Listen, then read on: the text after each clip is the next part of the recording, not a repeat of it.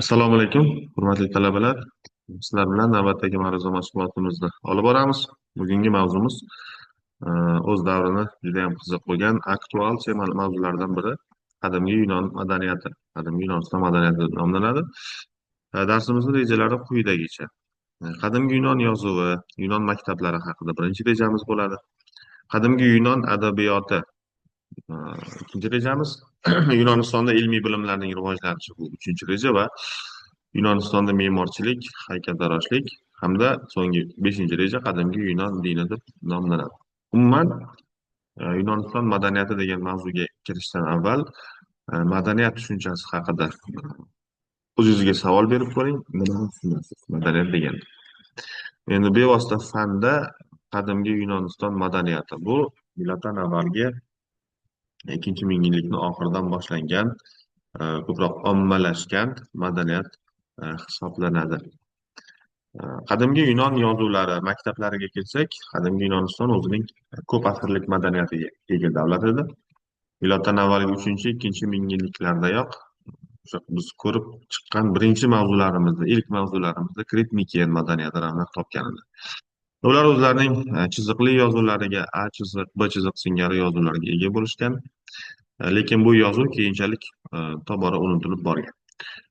Yunon yozuvchisi Gomer davrida Yunonlar finikiyaliklarning yozuvlari bilan tanisha boshlashgan. Bizga ma'lum, miloddan avvalgi 1000 yillikda 10-asrda o'sha Finikiyadagi alifboning yaratilishi, bu birinchi alifboning yaratilishi deyiladi jahon tarixidagi, ya'ni 22 harfdan iborat undosh harflar yig'indisidan iborat bo'lgan alifbo hisoblangan. Mana shu 22 undosh harfdan iborat alifbo asosida Yunonlar to'laqonli o'zlashtirishgan va ikkita unli harf qo'shgan holatda 24 harfdan iborat yangi bir tipdagi, demak, alifboni yaratgan desak bo'ladi. Ya'ni 24 harfdan iborat o'z yozuvlarini Yunonlar yaratishgan. Yunonlar xat hamda yozuvni papirus o'simligi bargidan tayyorlangan varaqqa, sopol parchalariga, ustiga mum surtilgan taxtachalariga yozishgan. Yunonlar xat yozishda metalldan tayyorlangan qalamcha, ya'ni stilda yozishgan, uchi o'tkirlangan stil. Stilning bir uchi ingichka bo'lgan, u yozishga mo'ljallangan, ikkinchi tomoni esa to'mtoq, ya'niki qo'l ushlash uchun qulay bo'lgan holatda o'chirg'ich vazifasini ham o'tagan u orqa tarafi, ya'ni to'mtoq tarafi. Qadimgi Yunonlar kitobni sevishgan judayam. Ular nafaqat sevgan, balki o'qib qahramonlarini, demak, o'zida aks ettirishgan, kitoblarni nihoyatda saqlashgan, ehtiyot qilishgan. Shu tufayli bo'lsa kerak, deyiladi, endi Yunonistondan juda ko'p faylasuf olimlar, adiblar yetishib chiqishadi.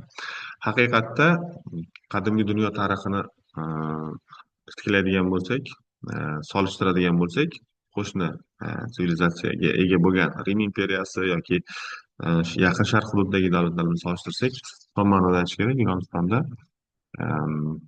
faylasuf donishmandlar juda ko'p yetishtirilgan makon sifatida taniqli.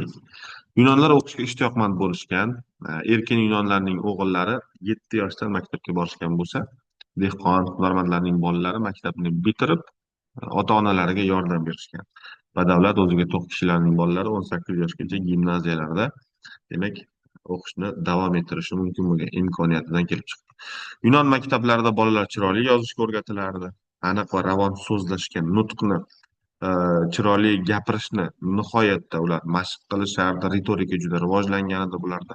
O'qituvchilar bolalarga Gesiod, Gomerni, Sofokl, Eskil, Aristofan kabi adiblarning asarlarini o'qitishgan, yodlatishgan. Yunon bolalari Gomerning Odiseya, Iliada dostonlarini sevib o'qishardi va yod olishardi. Maktabda o'quvchilarga rasm chizish, raqs tushish, ashula aytish, lira chalish o'rganilgan bo'lsa, maktabga bolalar har turli jismoniy hamda harbiy ta'limni ham olishardi. Faqatgina dunyoviy bilimlar emas, balki sport, bugungi zamonaviy tilda aytganimizda badan tarbiya bilan ham yaxshigina shug'ullanishgan. Maktabda intizom qattiq bo'lgan, yalqov, dangasa, intizomsiz va so'zga kirmaydigan bolalar kaltaklangan. Hatto o'sha Yunon maktablarida davom etayotgan dars jarayonlarini buzgan yoki xalaqit berganlar o'ziga xos usulda jazosini olgan.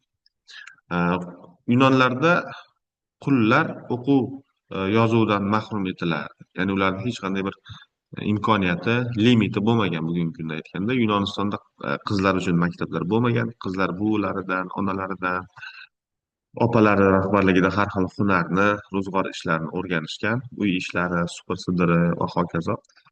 Va shularni o'rgangan demak ayollar, qizlar o'qishni deyarli davom ettirisha olmagan. Mana ko'rishimiz mumkin Dedal hamda Ikarga ishlangan portret suratini yoki Gomerning suratini, Sokratning surati. Sokratlar bular e, Aristotellar Yunoniston olamini tanitib bergan faylasuflar hisoblanadi. Qadimgi Yunon adabiyotida kelib chiqishi uzoq o'tmishga borib taqaladi. Yunon adiblari ajoyib afsona, rivoyat, she'r, qo'shiq, doston, tragediya hamda komediyalar yarata olishgan. Yunon baxshilari esa qadimgi afsona va rivoyatlarni og'zaki tarzda ijro etishgan. Bu holatda demak o'sha afsona miflar ajdodlardan avlodlarga, tildan tilga o'tib yetkazilgan. Gerakl, Dedal va Ikar, Argonautlar, Iliada, Odisseya kabi afsona doston va rivoyatlar Yunon adabiyotining eng nodir asarlaridan hisoblanadi. Yunon adabiyotining eng mashhur namoyandalaridan biri Gomer. U miloddan avvalgi 8-asrda, boshqa ma'lumotlarga qaraganda 12-asrda yashagan deyiladi. Gomer Iliada va Odisseya dostonlarining muallifi hisoblangan. Gomerning yashagan payti ko'proq 1000 yillik deyilsa to'g'riroq bo'ladi. Chunki aynan Gomerning davri Yunoniston tarixshunosligida qorong'ulik yoki zulmat asri deyiladi. Boisi faqat uninggina Iliada va Odisseya dostonlari orqali Yunon tarixini o'sha davrdagi demak hayotini o'rganish mumkin bo'lgan. Boshqa adabiyot, boshqa material bo'lmagan Yunon tarixidan so'zlovchi.